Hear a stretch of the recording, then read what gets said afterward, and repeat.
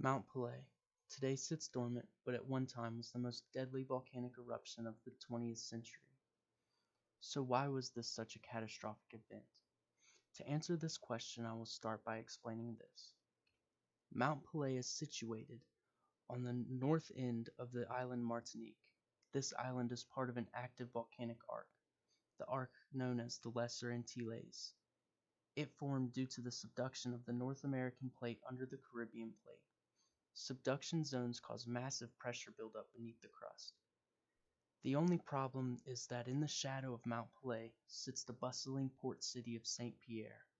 St. Pierre was named the Paris of the West Indies. In the weeks prior to this catastrophe, St. Pierre had been experiencing earthquakes and had even seen many fissure-like eruptions blowing bits of ash and magma. Due to these tiny eruptions, insects and snakes hailed from the mountain in biblical proportions. These animals killed around 50 people before Mount Pelee even erupted. Since little was known about volcanoes at the time, experts insisted that evacuation was unnecessary. Even the governor went to St. Pierre to reassure the citizens that they shouldn't panic. He convinced them to stay.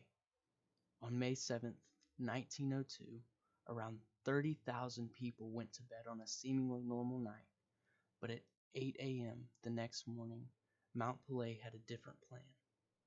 It erupted, flattening anything in an 8-mile radius with ash and debris. The gas cloud traveled at speeds exceeding 100 meters per second and reaching temperatures up to around 350 to 400 degrees Celsius. That's 662 to 752 degrees Fahrenheit. It had decimated all of St. Pierre in a minute. Mount Pelee only left walls that stood parallel to the eruption standing. After the eruption, this volcano was anything but dormant.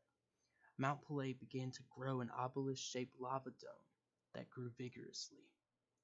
It rose 10 meters in an 8-day period and 6 meters in a different span of 4 days. At its peak, it loomed 350 meters above the crater.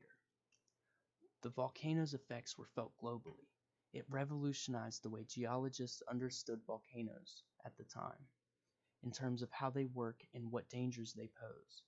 The first term for what we now consider pyroclastic flow was created in direct response to this tragedy, nuée ardente.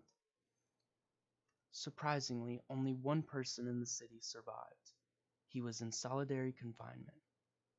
His cell was underground, so he had no windows and very little openings for ash to get to him.